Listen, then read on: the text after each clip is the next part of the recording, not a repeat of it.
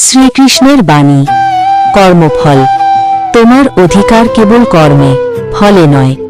ফলাফলের চিন্তা না করে নিজের দায়িত্ব পালন করাই শ্রেষ্ঠ কর্ম। আত্মবিশ্বাস। নিজেকে ঈশ্বরের ওপর সমর্পণ করো, কারণ এটি আত্মবিশ্বাসের সেরা উপায়। মন নিয়ন্ত্রণ। যিনি মনকে নিয়ন্ত্রণ করতে পারেন না, মন তার শত্রু হয়ে ওঠে। মনই বন্ধু, আবার মনই শত্রু। কঠিন সময় ধৈর্য। সুখ ও দুঃখ উভয়ই ক্ষণস্থায়ী, তাই কঠিন সময়ে ধৈর্য ধারণ করো। অতীত নিয়ে চিন্তা।